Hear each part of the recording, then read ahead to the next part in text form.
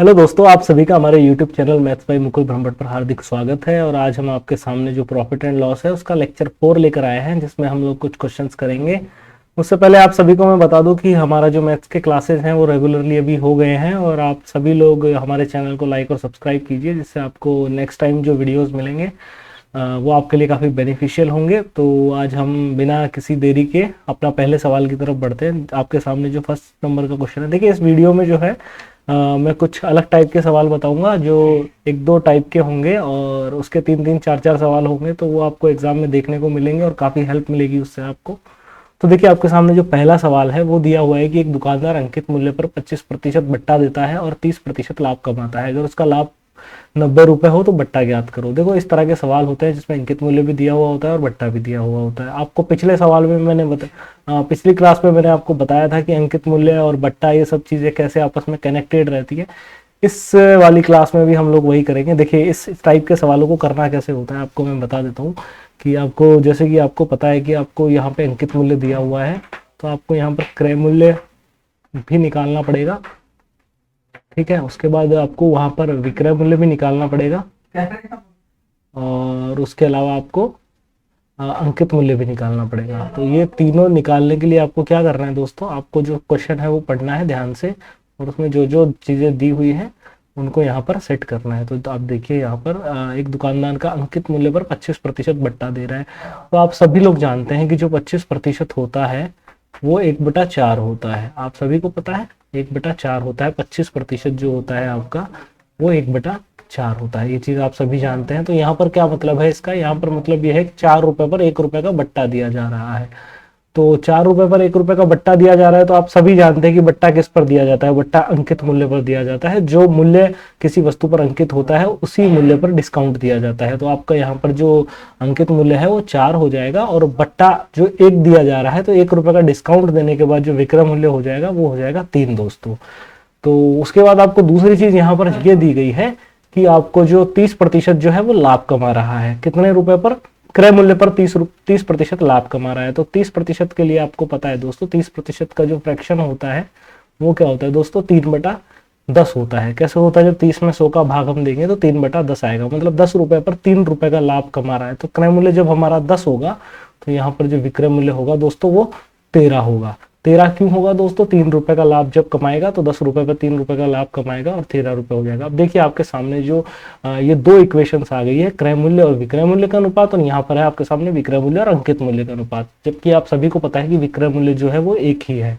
यहाँ पर दो अलग अलग विक्रय मूल्य दे रखे हैं, तो हमें दोनों का एक करना है। आपको पता होगा चीजें कि जब हम लोग अनुपात में ऐसी चीजें करते हैं तो क्या करते हैं दोस्तों, इसको जब विक्रय मूल्य को जब हमें सेम करना है, तो यहाँ पर जो विक्रय मूल्य है इसे हम 13 से मल्टीप्लाई कर देंगे, और नीचे वाला जो होगा उसे 3 से मल्टीप्लाई कर देंगे। तो ये विक्रय मूल्य दोनों जगह एक हो जाएगा। तो यहाँ पर भी 39 आएगा और यहाँ पर भी दोस्तों 39 आएगा। देखिए जो चीज सेम होती है उसे हमें सेम करना रहता है। जब ये दोनों 39 जब हो गया है, तो हम क्या करेंगे दोस्तों, ये वाला जो 13 से गुना किया है वो हमने इस इक्वेशन को गुना किया है, तो इस तरफ भी हम 13 से गुना करेंगे और ये आ जाएगा 52 अंकित मूल्य। और उसी तरह से जब क्रय मूल्य में यहाँ हमने 3 से गुणा किया है विक्रय मूल्य में नीचे वाले इक्वेशन में, तो यहाँ पर भी हम 3 से गुणा करेंगे, तो ये आ जाएगा आपके सामने 30। उसके बाद जो आपका इन तीनों का जो आपके सामने जो अनुपात आ रहा है दोस्तों, वो क्या आ रहा है, ये आपके सामने देखिए हम बता देते हैं।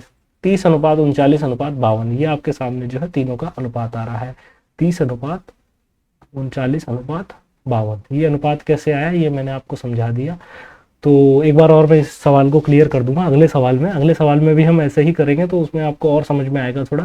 तो देखिए अब इसमें आपको दिया हुआ है कि अगर उसका लाभ 90 रुपए हो रहा हो, तो लाभ यहाँ पर कितना हो रहा है दोस्तों, लाभ यहाँ पर हो रहा है 30 पर 9 यूनिट का, मतलब 9 यूनिट का जो प्रॉफिट हो रहा है। तो 9 यूनिट आपके सामने 90 रुपए के बराबर दी हुई है।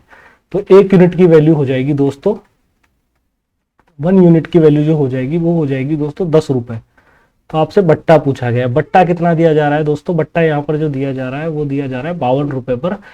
52 रुपए की चीज को 39 रुपए में बेचा जा रहा है, तो बट्टा होगा यहाँ पर 13 रुपए का, 13 यूनिट का, सॉरी 13 यूनिट की जो वैल्यू होगी वो कितनी हो जाएगी दोस्तों, 1 यूनिट की वैल्यू 10 है, तो 13 यूनिट की वैल्यू हो जाएगी दोस्तों 130। तो यहाँ पर जो ओवरऑल जो टोटल जो बट्टा आएगा आपके सामने, टोटल डिस्काउंट जो आएगा वो आएगा आपका 130 रुपए। अभी ये सवाल आप समझ गए होंगे। जिसको नहीं समझ में आया वो अगला सवाल देखिए, अगले सवाल में भी सेम तरीके का क्वेश्चन है, सिर्फ डिजिट्स चेंज। देखिए दोस्तों, आपके सामने ये सवाल है, इसमें आपको दिया हुआ है कि एक दुकानदार को क्रय मूल्य पर कितने प्रतिशत ज्यादा अंकित करना चाहिए ताकि वह 20% बट्टा देकर भी 10% का लाभ कमा सके। तो उसके लिए देखिए आपको क्या करना है दोस्तों, आपको देखना है क्रय मूल्य कितना है, उसके बाद आपको देखना है यहाँ पर विक्रय मूल्य कितना है, और उसके बाद आपको देखना है कि अंकित मूल्य कितना है,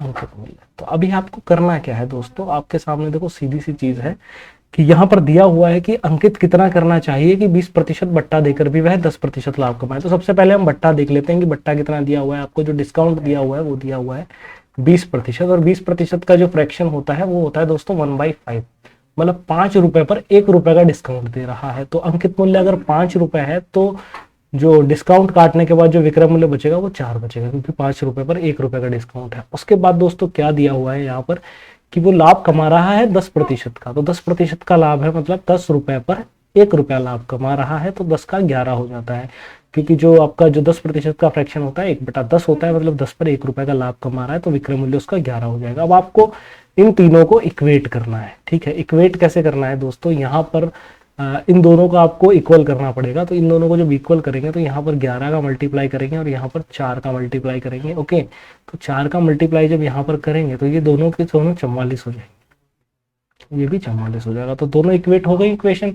उसी तरह जब आपने यहाँ पर 11 से मल्टीप्लाई किया है तो ऊपर वाले इक्वेशन में पूरे में 11 से मल्टीप्लाई करेंगे तो यहाँ पर आएगा 55, यहाँ हम 55 लिखेंगे, यहाँ पर 44 आ गया आपका। और यहाँ पर क्या होगा दोस्तों, यहाँ पे नीचे 4 से मल्टीप्लाई किया है तो यहाँ पर भी आप 4 से मल्टीप्लाई करेंगे और ये आ जाएगा 40।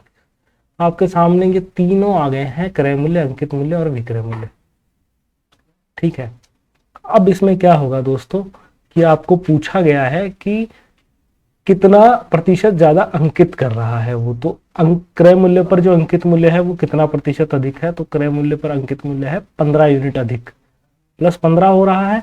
और +15 कितने पर हो रहा है दोस्तों, +15 हो रहा है 40 का। और इसका अगर प्रतिशत हम यहाँ से निकालेंगे तो ये 0 से ये 0 जाएगा दोस्तों, और ये 150/4 मतलब 75/2 बराबर 37 सही 1/2% जो है सवाल का उत्तर आएगा।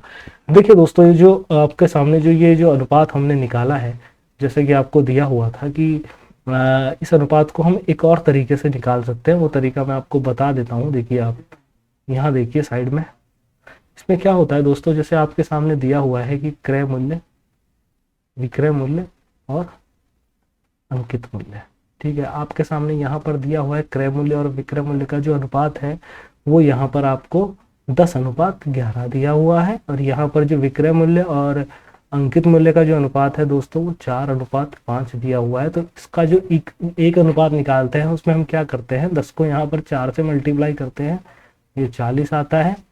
यहाँ पर 4 को इससे मल्टीप्लाई करते हैं तो यहाँ पर 44 आता है। और ये यहाँ पर जो 5 है इसे हम वापस 11 से मल्टीप्लाई करते हैं तो यहाँ पर आपका 55 आता है। तो एक तरीका आपका ये है, आप इस तरीके से भी अनुपात निकाल सकते हैं। ये तरीका मैं आपको अनुपात समानुपात वाले चैप्टर में बढ़िया तरीके से समझाऊंगा। उसके अलावा इस सवाल को करने का एक और तरीका है, वो भी मैं आपको बता देता हूँ।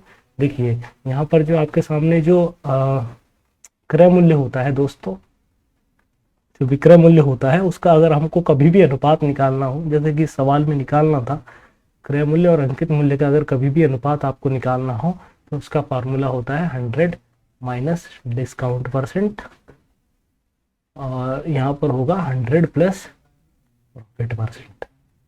ये होता है दोस्तों फार्मूला। ये फार्मूला आप देख लीजिए, डी बराबर होता है डिस्काउंट या बट्टा, और पी बराबर होता है प्रॉफिट या लाभ। मैं आपको ये सब फॉर्मूला मैंने इसलिए नहीं बताया क्योंकि फॉर्मूले काफ़ी कंफ्यूजिंग होते हैं। अगर आप इसे याद रख सकते हैं तो याद रखिए, अदरवाइज आप अपने बेसिक तरीके से कीजिए, उसमें आपको किसी भी तरह के फॉर्मूला रटने की कोई ज़रूरत नहीं है। अब इसमें देखिए, आप अगर इसमें वैल्यू पुट करेंगे 100 माइनस डिस्काउंट अगर आप यहाँ पर करते हैं तो 100 माइनस 20 बराबर 80 रेशो, यहाँ पर क्रय मूल्य आ गया है और लाभ बराबर 110 आ जाएगा। 100 प्लस पी, इसको यहाँ से काटेंगे तो 8:1 11 जो है आपका क्रय मूल्य और अंकित मूल्य का अनुपात आ जाएगा। आपसे पूछा गया है कि अंकित मूल्य क्रय मूल्य से कितना ज्यादा है, तो यहाँ पर ये 3 यूनिट ज्यादा है। तो 3 यूनिट कितने पर ज्यादा है दोस्त, 8 पर ज्यादा है। गुणा 100 से करेंगे तो आपके सामने वापस वही 37 सही 1/2%। जब इसको सॉल्व करेंगे तो आंसर आएगा। तो आप इस तरीके से भी सवाल को कर सकते हैं। उसके बाद हम अगले सवाल पर जब चलते हैं, तो अगले सवाल में आपको दिया गया है कि क्रय मूल्य से कितने प्रतिशत ज्यादा अंकित करनी चाहिए ताकि वह 10% बट्टा देकर भी 30% लाभ कमाए। देखिए सेम सवाल है आपके सामने और आप इसे उसी तरीके से कीजिए। क्रय मूल्य, पिछला जो सवाल हमने करवाया था, क्रय मूल्य अनुपात अंकित मूल्य। देखिए इसका जो फार्मूला मैंने बताया था, 100 माइनस डी होता है डिस्काउंट अनुपात 100 प्लस पी होता है प्रॉफिट। तो आप इसमें क्या करेंगे दोस्तों, 100 माइनस डी, डिस्काउंट आपको कितना दिया हुआ है, डिस्काउंट आपको दिया हुआ है 10%, तो ये 90 हो जाएगा। और यहाँ पर 100 प्लस पी जब करेंगे तो हम इसे करेंगे 30%, तो 130 हो जाएगा। जब यहाँ से आप काटेंगे तो ये 9:13 आएगा। तो ये कितना अंकित मूल्य ज्यादा अंकित किया गया है, 4 यूनिट। और 4 यूनिट किया कितने पर है दोस्तों, 9 पर। तो ये सब 100 से गुणा करेंगे तो 400 में हम 9 का भाग देंगे, तो ये आपके सामने जो है उसका प्रतिशत आ जाएगा 9 चौक 36, 4 9 चौक 36, 4/9%। ये आपका इस सवाल का उत्तर आएगा, जो कि बड़ी आसानी से आपके एग्जाम में आपसे निकल जाएगा।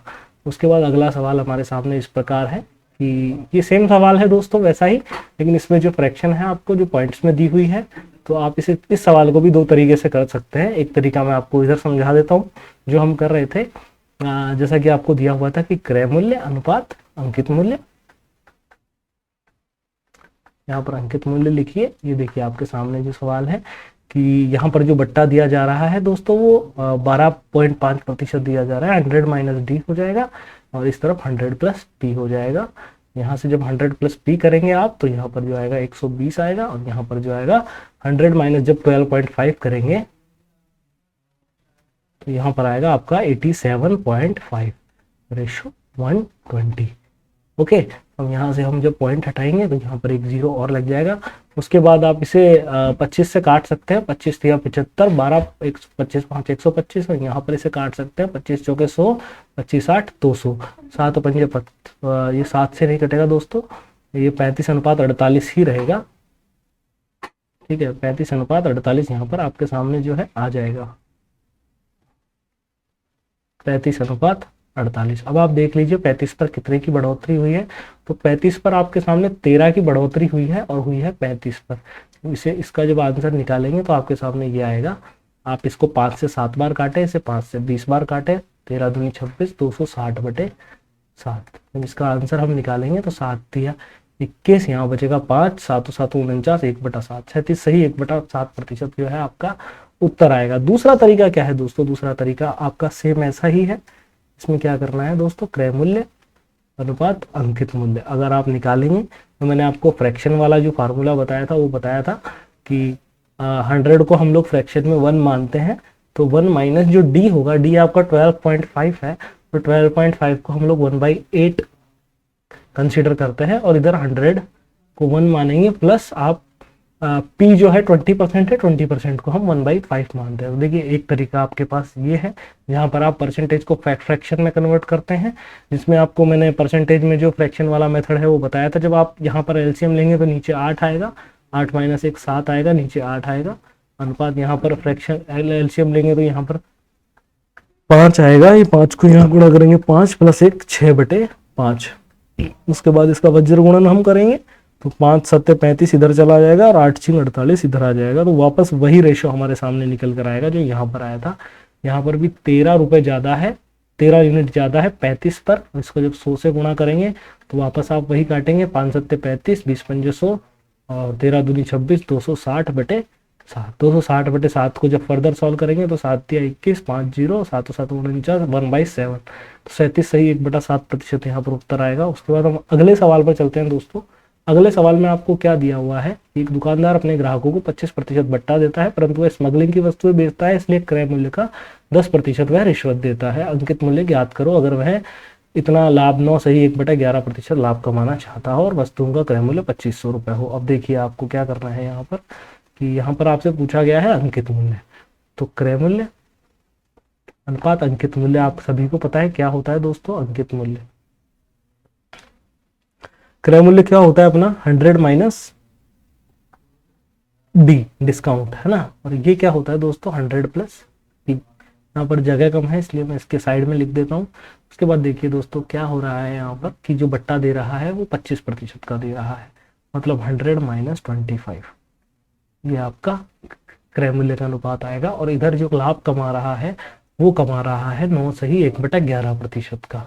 अब आपके सामने आपको पता है कि 9 सही 1/11% जो होता है वो फ्रैक्शन होता है 1/11, सबको पता है आपको 1/11 होता है। तो यहाँ पर 100 को हम लोग 1 मान सकते हैं प्लस 1/11, ये आपका फ्रैक्शन हो जाएगा। यहाँ पर भी हम लोग इसे फ्रैक्शन में ही कन्वर्ट करेंगे क्योंकि आगे भी हमें फ्रैक्शन ही दिया है तो वो ज़्यादा आसान रहेगा। उसके लिए आपको करना क्या है दोस्तों, आपको एक चीज़ ध्यान रखनी है कि 100 का जो फ्रैक्शन होता है वो 1 होता है और माइनस डी, मतलब डी का मान आपको 25% दिया तो 25% कितना होता है 1/4। अब यहाँ से क्या होगा दोस्तों, यहाँ से आप जब ये एलसीएम लेंगे तो नीचे 4 आएगा, ऊपर 4 माइनस 1 बराबर 3/4। यहाँ पर जब एलसीएम लेंगे तो आप 11 आएगा और 11 ऊपर जाएगा प्लस 1 तो ये आएगा 12/11। तो इन दोनों का जो अनुपात आएगा वो आएगा 3/4 अनुपात 12/11। एक बार मैं इसे रफ कर देता हूँ, उसके बाद ये जो हमारा अनुपात है ये हम लोग लिख देते हैं 3/4 अनुपात 12/11। तो यहाँ पर देखिए आप 3/4 अनुपात 12/11, ये आपके सामने अनुपात आ गया। अब इसे जब हम काटते हैं तो 3 से ये 4 बार कट जाता है और जब इसे वज्र गुणा करेंगे तो 11 इस साइड चला जाएगा और ये जो 4 है ये इस तरफ जाकर 4 से गुणा होगा तो 11/16 हो जाएगा।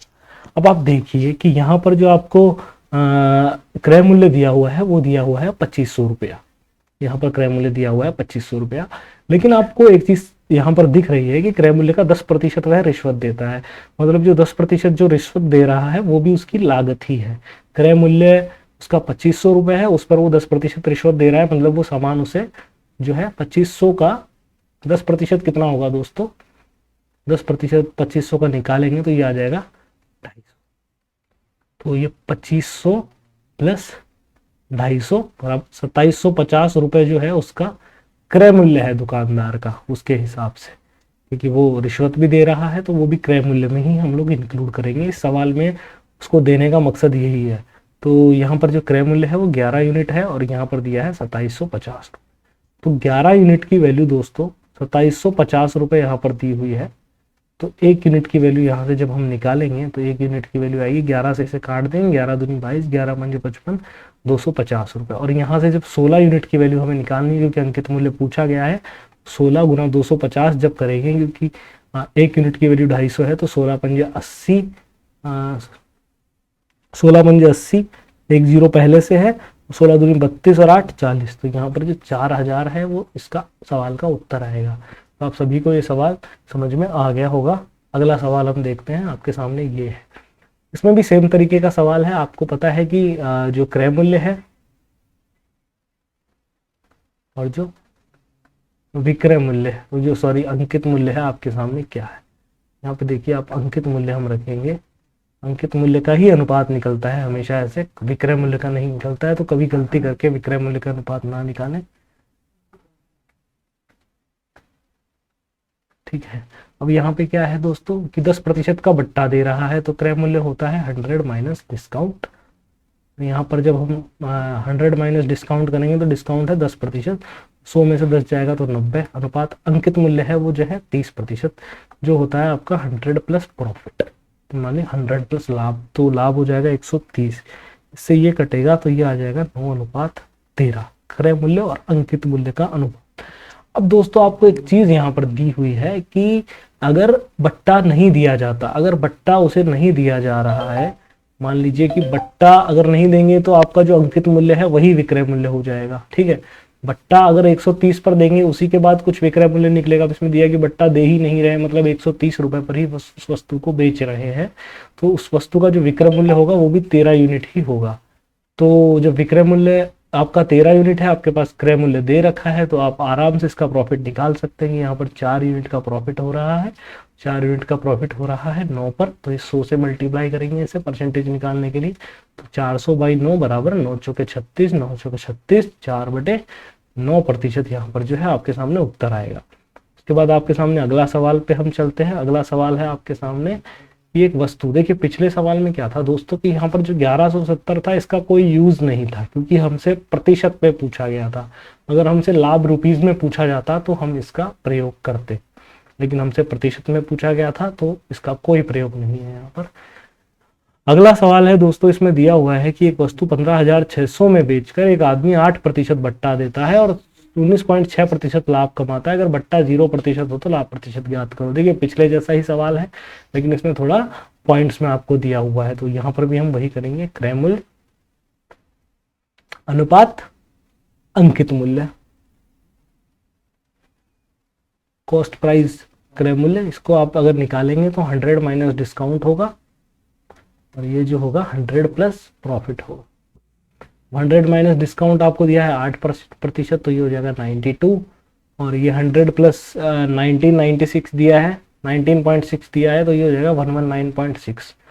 अब देखिए दोस्तों, अगर इसे हम लोग काटेंगे, इसका जब हम काटेंगे नहीं, इसे हम लोग ये देखिए आप यहाँ पर जो बट्टा है वो 0% दिया है, तो वापस अंकित मूल्य ही जो है वो हमारा विक्रय मूल्य बन जाएगा। ठीक है, तो हमें प्रॉफिट यहाँ पर कितने का हो रहा है दोस्तों? यहाँ पर प्रॉफिट जो हो रहा है वो हो रहा है 27.6 रुपए का। ठीक है, 27.6 रुपए का प्रॉफिट हो रहा है, 19.6 यहाँ से और 8 यहाँ से, तो 27.6 का प्रॉफिट हो रहा है।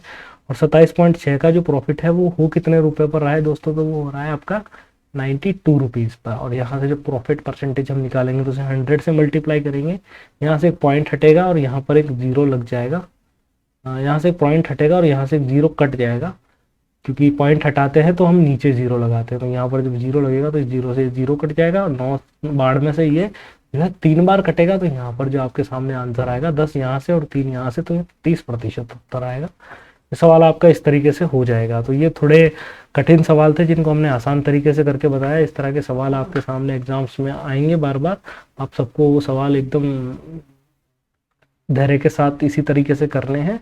तो आप सभी लोग हमारे साथ जुड़े रहिए, हमारे चैनल को सब्सक्राइब कीजिए नेक्स्ट वीडियोज़ के लिए। आपका बहुत बहुत धन्यवाद।